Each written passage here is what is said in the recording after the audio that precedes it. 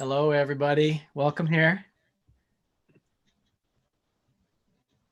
The pictures you're seeing right now are pictures that our presenter sent to us. Get you in the mood. Get you in the mood of where he's coming from. Look at that. That looks beautiful.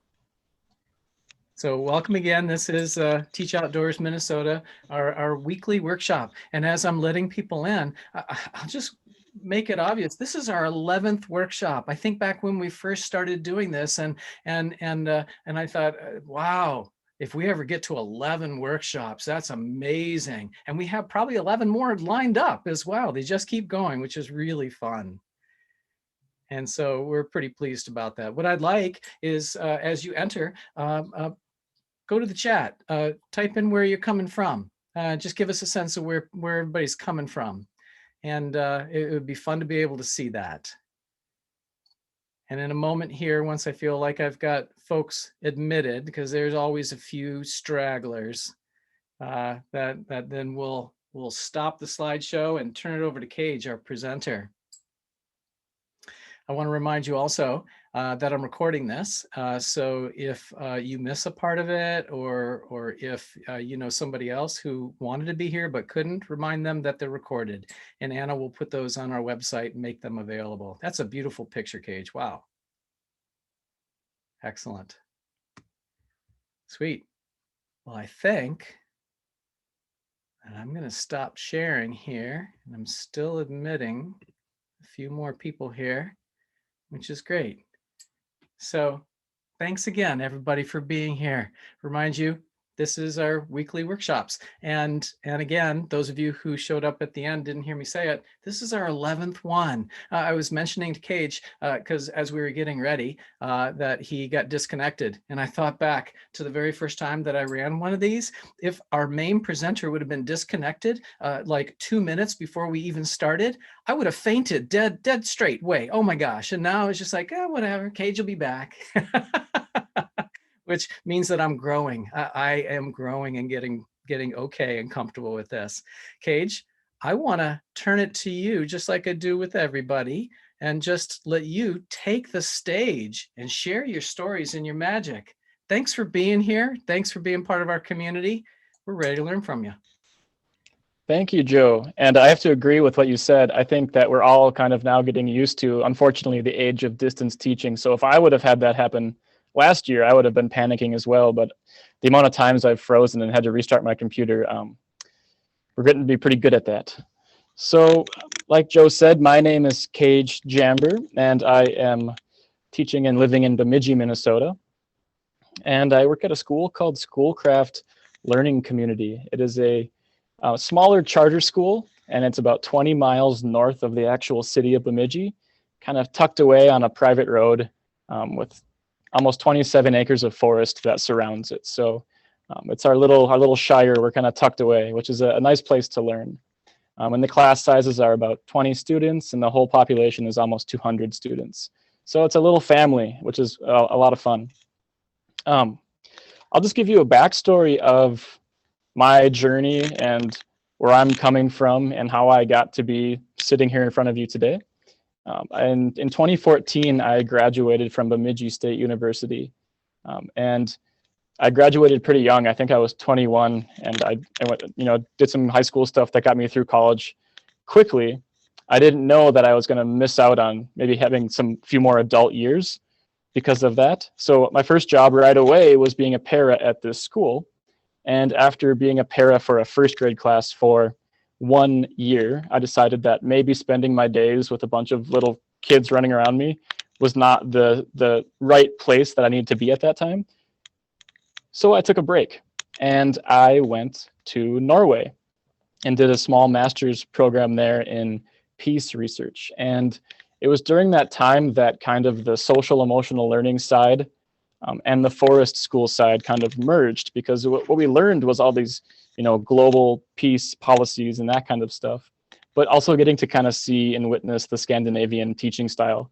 I mean, on our breaks from learning about peace research, we would take walks in the woods. And if you know about the Scandinavian model, they have a lot of just public land that you can go to. And so we'd be walking in the woods, a group of college kids, and you would turn and look through the the forest, and you would see just maybe 20 or so little tiny high-vis vests just bobbing in these forests. And then you'd be like, oh, maybe there's trolls or something out there, I don't know. And then you'd get to the subway station, and then out of the woods comes a line like ducklings of kindergartners wearing their high-vis vest, just hopping on the subway and going back to their school. So I think that was really kind of an eye-opening thing. Like, these kids just get to go explore in the forest, and that's their school, and they can hop on the subway and go back home. So that was pretty cool to see that. So that was in 2015, and then that program was just a summer program, and I came back home, and I went to the school that I worked at, and I went to put in my resignation. I was like, all right, I got some growing to do. I want to do some more adult things. And as I walked into that to resign, that same week, I got a job offer from a nonprofit called Peacemaker Resources in Bemidji, teaching social emotional learning to elementary age students. And the school that I was resigning from offered me a position to work in their forest program. And so, needless to say, I am still at that school because I took those jobs, and it has been awesome. I am teaching both social and emotional learning and a forest programming to kindergarten through 8th grade here at Schoolcraft Learning Community. And I think that those two subjects really kind of marry together really nicely. And we'll talk more about that later in the presentation. And just a few, I don't know, not ground rules, but just a few things about the presentation.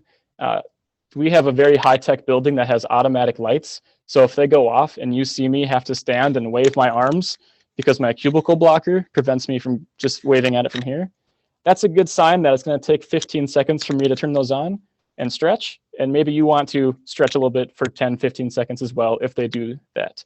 And another thing, please feel free to ask questions whenever. We are all really good at different things, and so we're a community of knowledge that we can share. I don't claim to be an expert in anything, and I'm here to learn from you and share with you. And hopefully you can take something away from me as well. So with that being said, I will start my little presentation. It's a slideshow.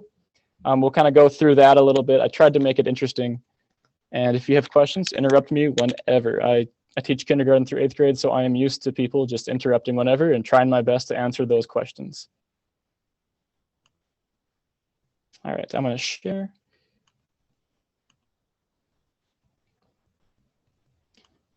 Awesome. And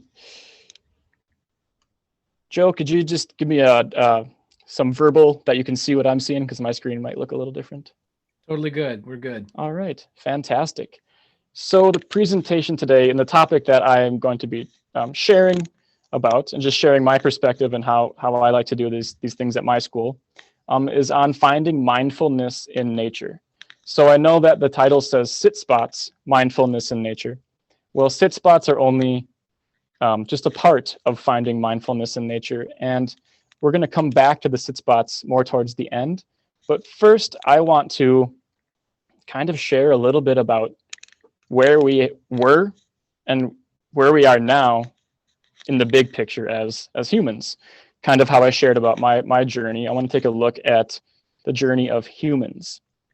So you can see on this picture, I kind of tried to line it up so it's a nice timeline. We go from hunter-gatherer and then into the modern world. So let's start with the pre-agriculture, the hunter-gatherer people. You may have heard some people talking about how hunter-gatherers actually have more leisure time than we do today. And there's a lot of evidence that does support that. So let's kind of get some background knowledge on hunter-gatherers. They were around on the earth about 2 million years ago. And according to some archaeologists and anthropologists, their working hours averaged to about 20 to 40 hours a week. So that sounds pretty much in comparison with what we have today. But let's take a look at how that work is different than the work that we do today. So they had more leisure time. Now, hunter-gatherers, their work was very skill intensive, but it wasn't super labor intensive. They worked about 20 to 40 hours a week, but they didn't work according to the clock. They worked when the time was ripe for the work to be done, and sometimes just when they feel like it. There was a lot of time in the days and lives of hunter-gatherers for leisure activities, which could include games of many sorts, playful religious ceremonies, making and playing musical instruments, singing, a lot of dancing, traveling to other bands of hunter-gatherers to visit friends and relatives. And even back then, there was gossip that went on, and just kind of lying around and relaxing. So the life of a typical hunter-gatherer might be kind of a lot like vacation at camp with your friends. Now, I don't want to do them any disservice or injustice by saying that, but that might be kind of what it was like. So let's kind of break it down some more. Their work was varied. Hunter-gatherers didn't really specialize like we would today. If you're in an office doing accounting for a company, your job is very specific and very specialized. Some people have an idea that there was a distinction between men in a band as being hunters and women as the primary gatherers, but that is only true for some bands of hunter-gatherers, and it wasn't the defining factor of all of them.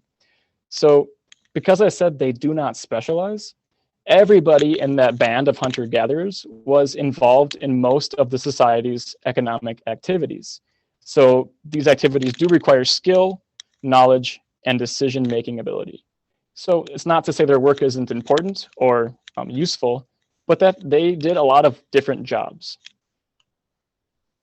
They also worked in social context. So humans are a highly social species. We like to be with other people, and we like to do what our friends do. I would rather do work hanging out with a friend than do work by myself. And hunter-gatherers were no different than us. They lived very social lives, and most of their work was done cooperatively. And even that, which they did individually, was probably done in a social setting.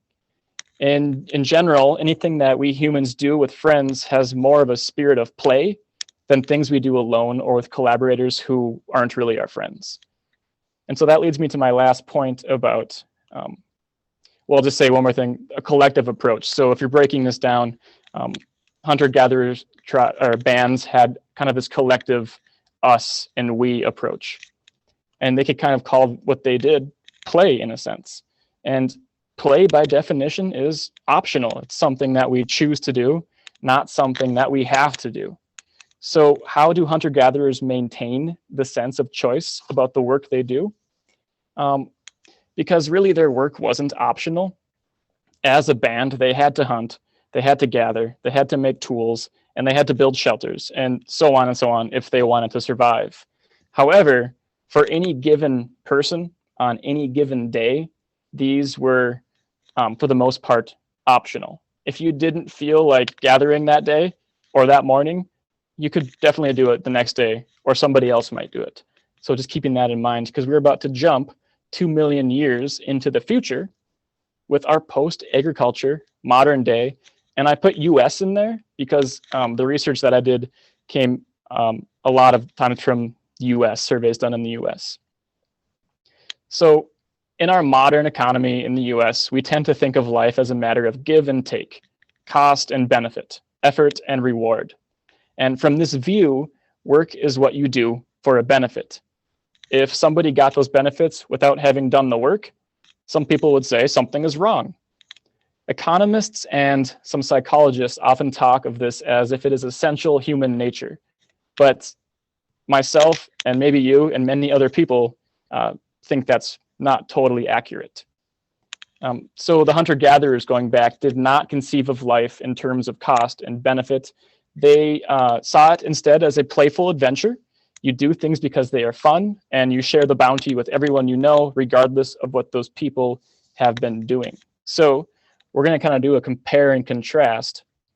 And we're going to match the modern workday, the modern US post-agricultural work life, to our pre-agriculture hunter-gatherer. So it's called modern for a reason. That's 21st century. Now, the BLS.gov, the average working time for US workers If you're part-time, 35 hours a week. If you're full-time, it's 55 hours a week, which is also an increase from the other column. Because we're working more, we have less leisure time. I mean, there are songs called Everybody's Working for the Weekend for a reason. Our work is generally specific. We go to college, we learn a specific skill or trade, and we do that, the specialized specific work. We have a work life versus our social life.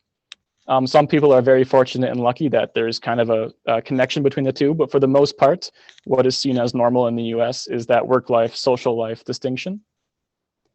We have an individual approach. Again, not everybody does, but kind of the modern capitalist approach in our economy is that individual, you work hard for what you get. It's you against the world kind of approach. And we see it as work.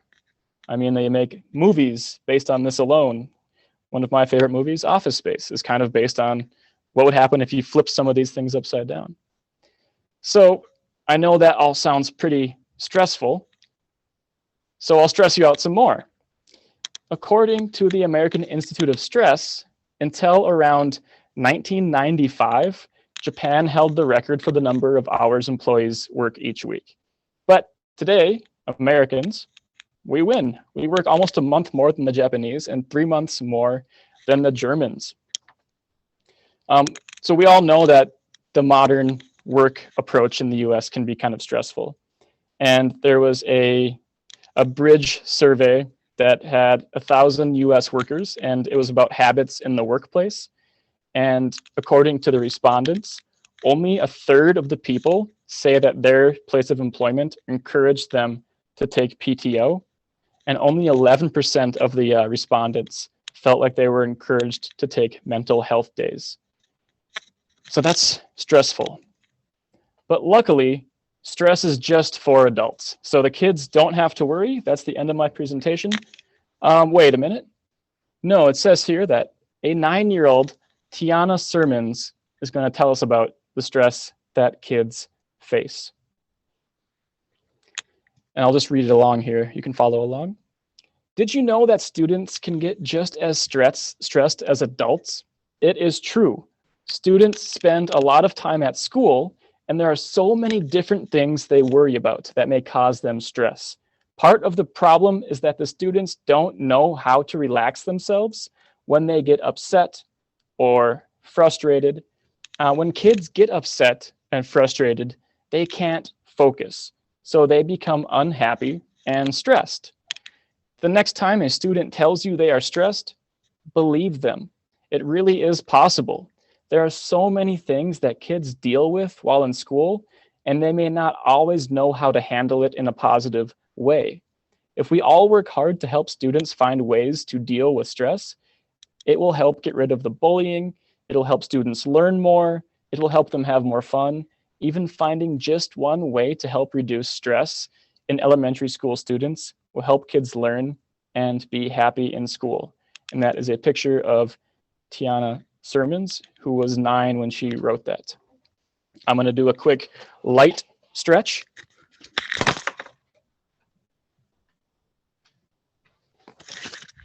All right. Even a quick stretch can be one way to help reduce some stress in students. So before I go on, I just want you all to maybe think of a student. Bring somebody to mind that you have worked with in the past or are currently working with, who maybe has a lot of stuff going on that might add to their stress load. And just to keep that student in your thoughts today as we're going through this, because it's true, students can feel a lot of stress. I know maybe some of you have been thinking, isn't some stress good? Well, yes, stress is not always bad. When you're stressed, you have a cortisol release, and that increases your blood sugar, your metabolism, your memory gets boosted, providing kind of a temporary boost to physical and cognitive ability. So I can think of some good stresses, like if students are building Legos or doing a jigsaw puzzle or playing a challenging video game. Some of those stresses are good, but when those stresses are just too much, it can be toxic. So positive stress can boost motivation and your decision making, and it can really help you achieve goals. So keep that in mind as we're moving more towards being out in a forest setting, because there's a lot of good stress to be had in the forest. So stress is actually good. Awesome, I'm glad we solved that.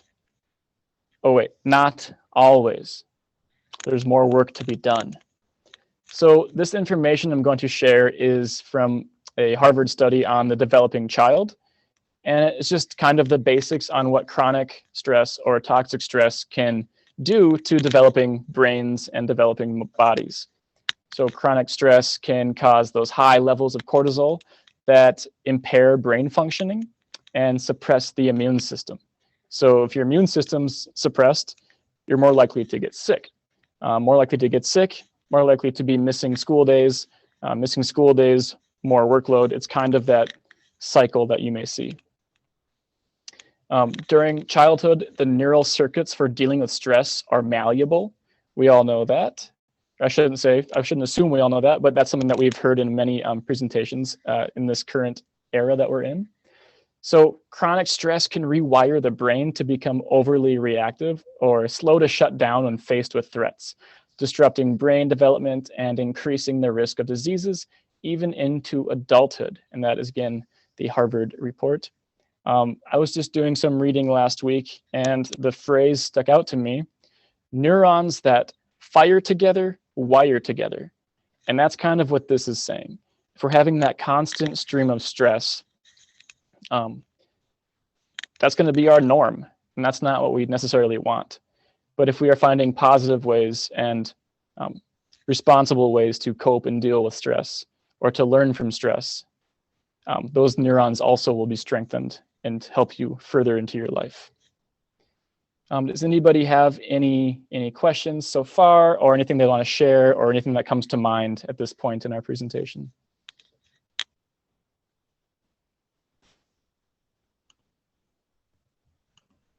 All right, I'll keep on rocking and rolling here. If I can find my window again, there we go.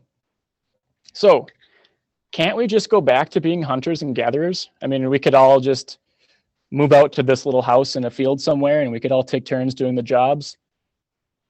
That might be a good idea, but not exactly, because we still have to be members of our current society and be positive and live in this world that we're in. And we can't just become a hermit in the woods, as romantic and awesome as that sounds. Believe me, I think about it every now and then, but we have jobs to do.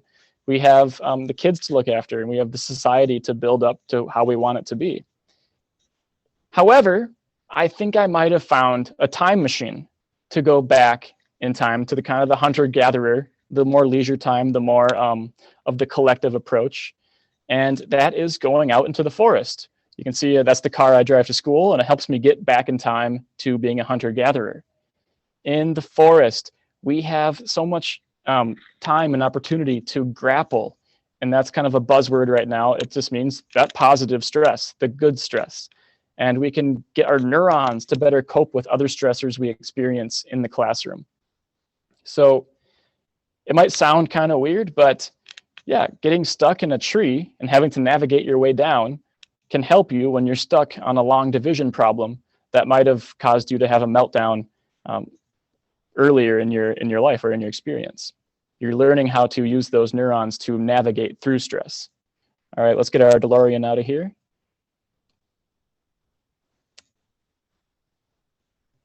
When we're in nature and we're in a forest, or even just looking at a picture of nature or listening to a nature soundtrack in our headphones, we have time to be still and to reframe our lens to the surprisingly intricate world around us using our senses. I think you can experience as much or as little as you would like just by sitting next to a tree. a popular observation technique or kind of a sit spot technique that I have seen used and have used in my classroom as well is bringing the students' scope kind of smaller. So it's the old one where you just do the 1 foot by 1 foot square on the ground and you pretend you've been in a shrink ray and you're down to the size of an ant, and that's the world you get to explore. And oftentimes I surprise myself by what I take for granted or miss over or pass over on a daily basis. And the students, both as scientists and as storytellers, have some pretty funny things that they come up with and some pretty awesome observations that they spot in those types of situations. So spending time in the forest is good because we are actually part of the forest. Like our DNA is pretty similar to most other living things around us, and we are part of the natural world. We spend time in the forest, we're listening, we're seeing, we're smelling, we're tasting, we're touching, tasting things that have been pre-approved by parents and guardians that are non-toxic, right? That's an important thing. We're reconnecting with nature. Our nervous systems reset, and our bodies and our brains go back to a more natural state. So in our forest program, we have a lot of time spent in the woods. It's a pretty awesome program. And when we do our sit spots, an older colleague of mine that doesn't work at the school anymore, she helped to develop some cool terms that I think are really, really useful, and it gets the kids thinking about nature and making connections with animals. So in our sit spots, when we're just sitting and unwinding, observing, we use eagle eyes to see. We use deer ears for hearing. We use wolf noses for smelling and bear paws for feeling. And just with the way that working in a school, we try not to just have kids walking around the forest licking things, especially during COVID. So we don't really do too much tasting on our own time. But sometimes when we're tapping trees or cooking out in the forest, we'll do tasting. So this sounds like hippie stuff, right? I know it's starting to smell a little bit like patchouli in here, but believe me, there's been overwhelming research and evidence that the forest is good for you. We all know that forests produce oxygen. They clean the air we breathe, and forests purify our water. Forests even provide that basic food and clothing and shelter and other resources that we need as a species to survive, and that other species also need to survive. But you ask, where is the evidence to support what we've always known about forests? Well, it comes from some of the research comes from a book that I hope many of you have seen, and if not, I encourage you to check it out, called Forest Bathing, and that is by Dr. King Lee. So basically, this is a guy from Japan, and he has studied the effects of spending time in the forest. Because, I mean, if you were to ask me, hey, Caige, is spending time in the forest good for you? I would say yes. But this is a researcher and a scientist who wanted to get some data on actually why it's good for you and to prove that to other people. So he had some individuals that he took on a kind of an outdoor trip, and he ran tests and surveys on them before the trip, during the trip, and after the trip. Now, one thing to note too is that this wasn't like a strenuous extreme hiking or mountain biking or rock climbing trip. It was just kind of a nice forest escape with some light walking during the day. So he brought people out in the forest, did their surveys, checked in on all of them, measured, white blood cell count, measured their number of amount of time they were sleeping, measured their mood, did that during the trip, and then 7 days after, and then 30 days after the trip to get some data. So I bet many of you can picture some students in your mind that need more of this. Maybe you're picturing yourself as well, because again, we're in that modern work era, and sleep is kind of one of the first things to go when we're trying to be competitive in the modern work era. So what does spending time in a forest do to sleep? Oh, I should say one more thing too, especially with daylight savings, that kind of messed me up for a few days. And I'm sure it is even worse for our students. So sleep is important. Well, before the trip, the average time of sleep was 383 minutes. During the trip, this amount of sleep increased to 452 minutes. And the night after and the days after the trip, the average was 410 minutes. And that means quality sleep. So basically, if you look at that 383 minutes before the trip and then after the trip, it kind of rose from 6 hours to 7 hours. Imagine if some of our students could get 1 more hour of sleep. Now, I don't know everybody's home life or their personal lives, but I do know that 1 more hour of sleep could probably really only help many people. They did the same thing on mood. The way he measured mood was to survey patients with a profile of mood states test, and it's a list of 50 or 65 emotions, pleasant, unpleasant, a whole range of emotions, and they would rate each emotion with the extent that they're currently feeling that right now, ranging from not at all to extremely. And again, this test is taken before and after. So the results show that a trip in the forest had positive effect on emotions belonging to categories of vigor and fatigue, kind of what we were saying earlier. And the cool thing is he did this study again with just a 2-hour trip, and a 2-hour trip had very similar effects on mood as the 3-day trip. So here is an example of what that might look like, and I have the link to a PDF. There's many more if you want to try this with your students or just for yourself. You take it before, during, or after your walk in the woods, and you can see there's a lot of emotions, and that's kind of that tying that SEL part into it as well. What else do we have here? The immune system. I think this one is really cool. So this comes from a study he did called Effects of Forest Bathing on Human Immune Function, Environmental Health and Preventative Medicine. So he measured these NK cells. It's called natural killer cells.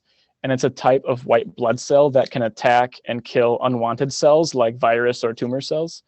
And that natural killer NK cell activity from before the trip, only 15% active. During the 3-day trip, it rose to 25% active. And 7 days after the trip, 25%, and 30 days after, it was 20% active.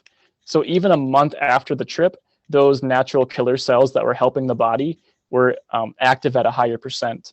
And if you want to know the actual amount of cells that rose, before the trip, it was 300 per cubic milliliter and rising to upwards of 450 per cubic milliliter during and staying between that 350 and 400 cubic milliliter 30 days after. So I think that's pretty crazy. You just take a trip in the woods or a walk in the woods, and your body actually is healing with natural killer cells and helping your white blood cells. So that's kind of going back to the modern work era with the immune system. If all that stress is causing our immune system to suffer, then taking a walk in the woods helps our immune system. So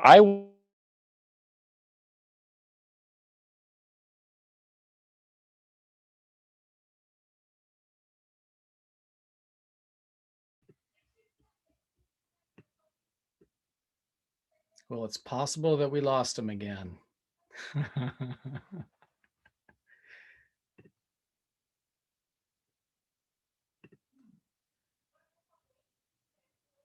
Yep, Caige disappeared. Say, while we're waiting for him to come back, because I have confidence that he will come back, why don't we take a moment? Oh, thank you. Rachel said he's restarting. Good. Why don't we take a moment? And if you have ideas of presentations that you would like, rather than me asking at the end, I'll ask you to put any of those ideas in now. Just put those into the chat that we keep building on this. And I had brought up that we've done 11 presentations so far. We've got a bunch of them that are still scheduled to happen, but we're still taking lots of ideas. So if you have ideas, put those in there. And I just wanted to comment also that just Caige's presentation style calms me down. It's like going in the forest, huh? Yeah, see?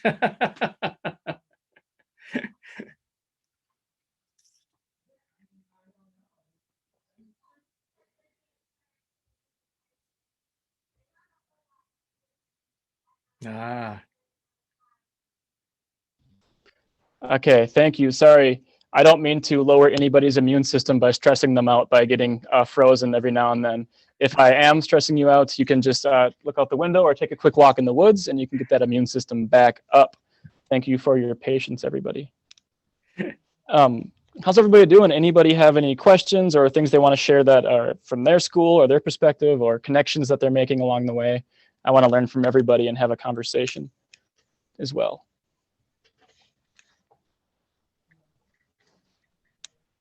All right. If you have any comments or questions at any time, please let me know. I'd love to know how you are kind of doing similar things at your school as well. So I'll just get back to our presentation here and hope that I don't crash again. All right. So reading all that information, I know it's a lot. I know it's the end of the day, and maybe you don't want to sit through a science class again. But hearing all that and doing some research on it made me think, I want that for my students. I know that we have a nature deficit currently. I know that many of my students, live in the third story of an apartment building and they can't just walk outside into the woods whenever they want. I know that many families right now are extremely cautious during COVID and maybe don't want to go to public parks or that kind of thing right now. So how can I give my students all of these benefits from spending time in nature, especially when we've been at home longer, and especially when children have been behind screens more often with all this distance learning? So not only do I want the health and well-being benefits, but I also want to make sure that we create a future of environmental stewards, that the idea of taking care of nature isn't something that is lost or only seen on National Geographic. I want these students to feel like they have that responsibility and the autonomy to make those choices because they care about somewhere special. And I want them to know that we can make nature a better place and how important nature is. And there's no better place to learn that, I feel like, than, well, in nature. So at Schoolcraft, every student at Schoolcraft experiences at least half an hour to an hour of forest school per week. And there are currently 2 grades, K1, that are getting a little more time, which I think is a pretty cool thing, because that is when those neurons are super malleable. That is when, if they're getting stuck in trees in first grade and kindergarten, they're going to be the ones who in middle school and high school are taking those adventures and doing things that they maybe thought they could never do.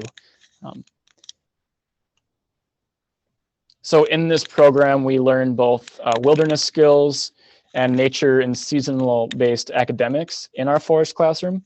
I try to touch base with the grade level teachers and make sure that we're kind of on the same page with what they're learning in their classroom. And I believe that the magic really happens when we have our explore time and our sit spots time. So a typical day in forest school looks like they come down to the forest, they circle around a fireplace. I usually tell them what we're going to be doing that day, what we're working on. I might have a fable or a story or some jokes that get their mind kind of primed for what the day is going to look like. And then we'll do our academics or our skill-based work. And then towards the tail end, we have explore time. And like I said, we've got a lot of woods around our schools. So we have the opportunity to kind of feel like we're in this expansive wilderness, which I think back as a child, and my grandparents had a lot of woods. And I really cherish those memories of just feeling like I was in the biggest forest in the world. And I hope that these students here at Schoolcraft have that feeling as well. So we do explore time. You can hike, you can build, you can play a game, as long as you're being kind, you're being safe, and you're being brave to yourself, to other people, and to all living things around you. You can pretty much just exist in the forest for that amount of time. And then to wrap up the day in forest school, we have sit spots. And that is what we were talking about. It's where you get to just park it by a tree and use all your senses, your eagle eyes, and we'll do like that, and the deer ears, and the wolf nose, and the bear paws. And you get to be in nature, uninterrupted, with just your own wonders and your own notices. And because I feel like nature is so good for the imagination and for being creative and for learning about the world, I like to check in at the end with the students with what they noticed or what they wondered. And a lot of the times I let them decide if in that moment they want to be a scientist and share what they observed factually with their senses, or if they want to be a storyteller and they can talk about what they were thinking about, or they can ask what if questions about kind of far-fetched imaginary ideas. And I just make sure that they can tell the class that they're being a scientist or that they're being a storyteller. All right, so to kind of wrap things up a little bit, I just have a little video I want to share with you. And it's just a day in the life of kindergarten forest school. And I had a camera out in the forest and I kind of walked around with it and just caught some candid moments from our explore time and from our sit spot time. And then there's a quick interview with a few students at the end. And then after that, I would love to just open up the floor for conversation. I want to hear what you're doing at your schools or with your kids that is on the same page, because I think we all want the same thing for our students and for our kids, and that is just to have that opportunity to lower their stress and be in nature. So I will share this video. And I want to double check with Joe before I do. Is there anything I should click to make sure the audio comes through, Joe? If you go back, so you stop sharing, and then when you go back and share, there's 2 buttons in there about video and audio, and you'll see those. All right. Mine just said desktop or application. Why don't I just push play and tell me if you can hear it, okay? Yeah, absolutely. Can you hear that? Nope, and it froze as well. Huh, you froze too, Caige. Oh. Let's see here.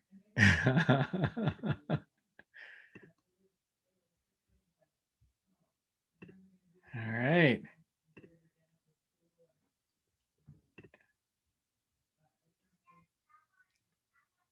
I'm sure he'll come back again, huh?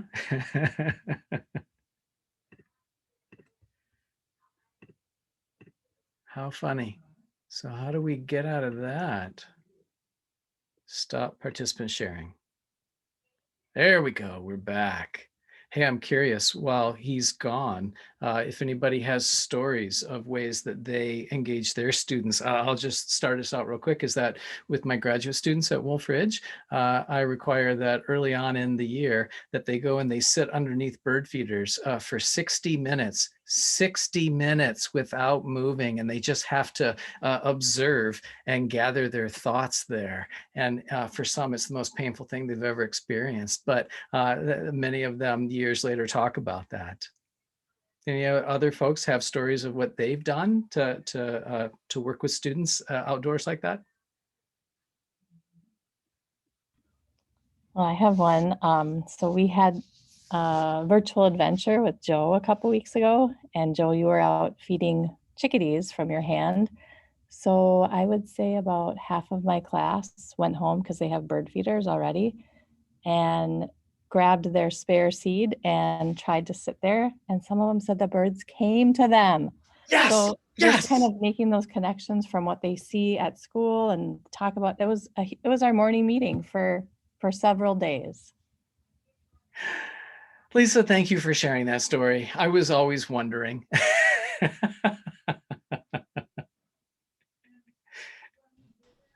All right. Thanks, Joe. It catches me off guard whenever I freeze, but Yeah. thank you for hanging in there. All right. I'll try and share that again.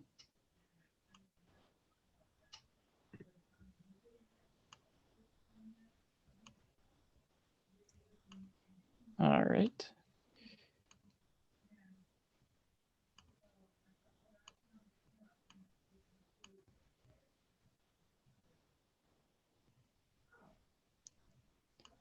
All right. I'll see if this has some sound for you. Okay. I don't hear any sound. Nope, I don't hear sound.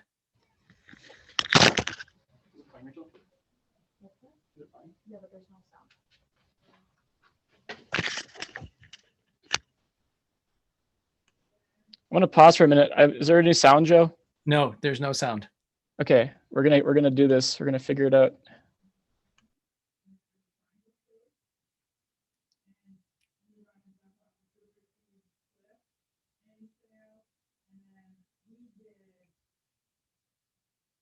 So again, my experience is that if you stop sharing and then go back and share, at the bottom on mine and other computers I've used, there's two buttons that then you just sort of select. And one says something about audio and the other one says about video.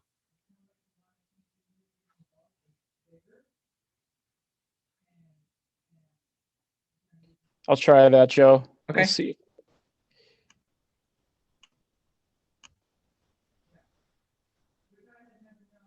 Okay, I've got that. I just want to also let you know that Mick volunteered to narrate the entire thing. He would be all the different voices all at the same time for us. Oh, that'd be fantastic. We Yeah. need that Mick's ready to do it. Joe, can I just send the video to you? Sure. Okay. But Mick was ready. Oh my gosh. That'll be next Wednesday. Okay, got it. All right. And then where do I go to find the chat here? Let's see here.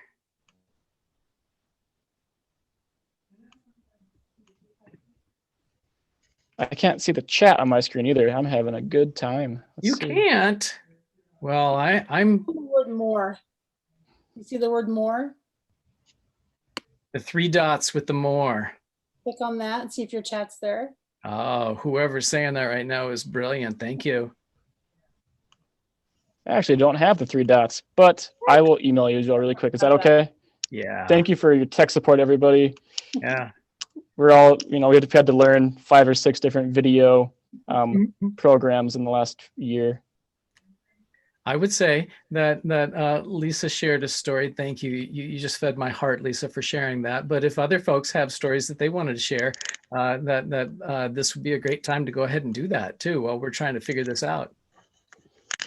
All right, Joe, I sent you an email. So All right, thank you. I had an opportunity I watched the Zooms with the Field Adventures out of Wisconsin, and they do sit spots. So I learned about those over the summer. So my students do those. My 4th graders do. And they even ask, are we going to do sit spots today? So they like it. I think that the teacher that I send the students off to after my class appreciates that we've had that time to kind of collect ourselves as well. Sweet. All right, you ready for this, Caige? So here I was all cocky saying I knew what I was doing. Let's see if I actually did. Can you hear it?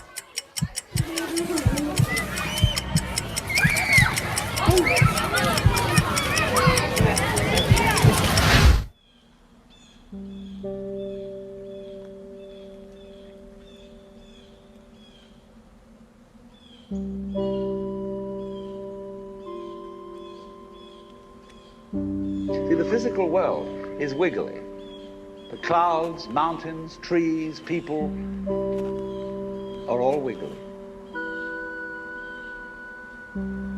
Hey, you guys! Want to hide? Only when human beings get working at things, they build buildings in straight lines and try and make out that the world isn't really wiggly. But here are we sitting in this room all built on straight lines, but each one of us is as wiggly as all get out. I see the bird! It's not! No, look, it's over there!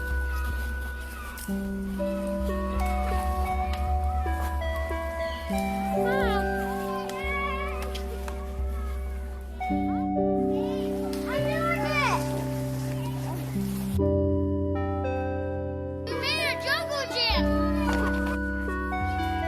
You and I are all as much continuous with the physical universe as a wave is continuous with the ocean. The ocean waves,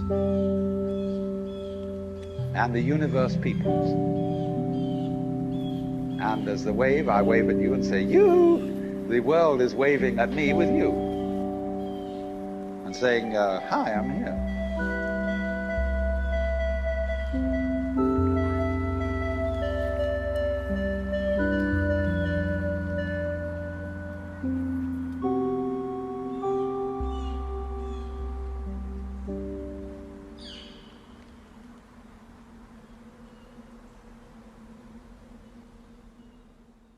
When we have like playtime, because then you might see like a rabbit hopping around, or you could maybe hear birds chirping. On the way when we were finding a maple tree with Cassie, we saw a red squirrel. My favorite part of forest is only to play and be free.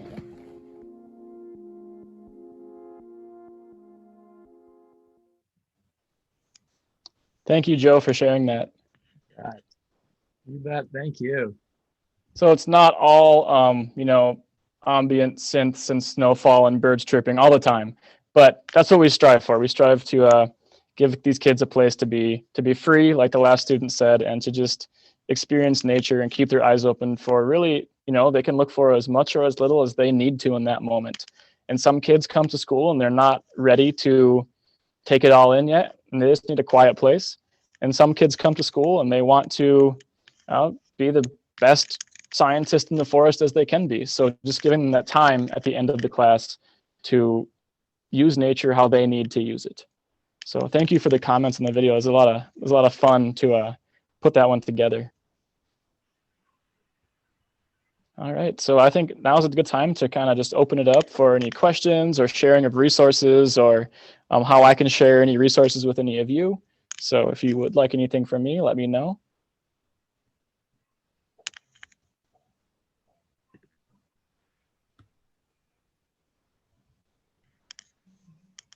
That is a wonderful video. So thanks for sharing that.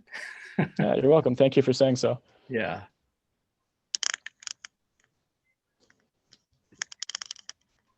Yeah, I agree with, I forget who mentioned it earlier, but yeah, I think sit spots are a good time. And so if you're not doing that at your school already or anything like it, I recommend it. I think it's a good way to calm down and collect and get your brain and your body ready for the next part of your day. And it kind of helps to culminate the experience you had in your outdoor classroom as well. If they have time to sit down and reflect and look, it's not just we were doing this, we ran around, I blew the whistle, we go to the next thing. It helps kind of get that, it kind of bookends it a little bit, keeps it in their brain. Yeah.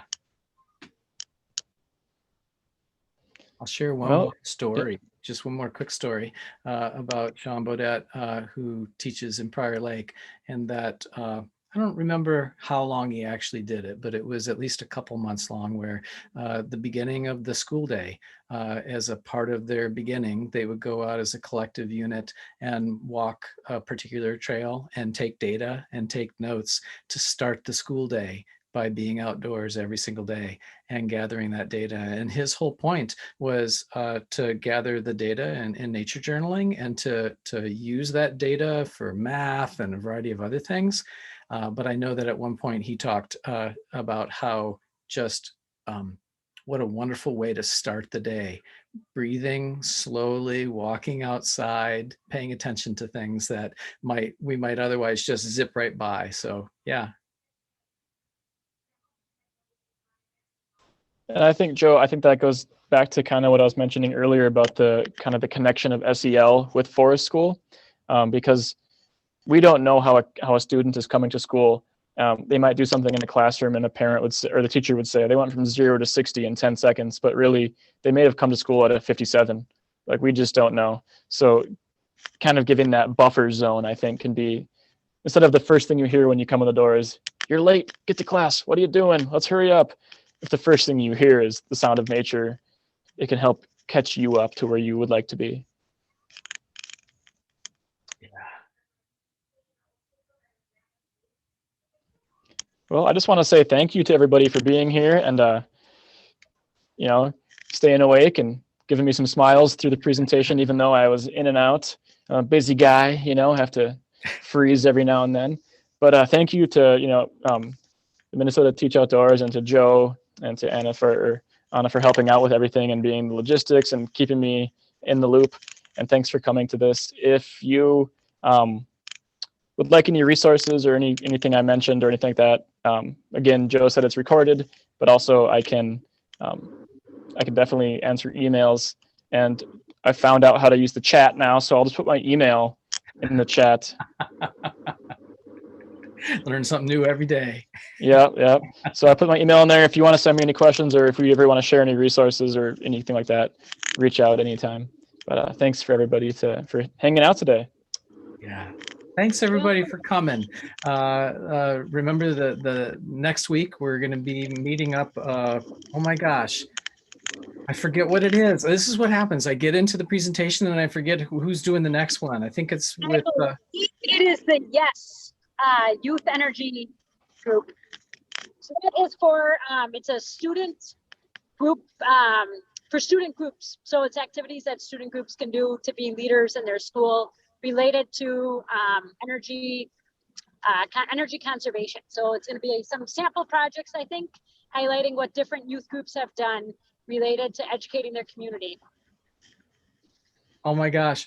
So Maria had suggested in here that we do something with youth leaders. It's coming up next week. If I would have known that, I would have let her know. She's not here right now. That's amazing. Thank you, Anna, for bringing that up. Well, thank you, everybody, for being here. If you have anything you want to leave in the chat as far as resources or any ideas, please do that. And 11 in a row, holy smokes, and we're just going to keep going. I'm so pleased at what has come of this. And thanks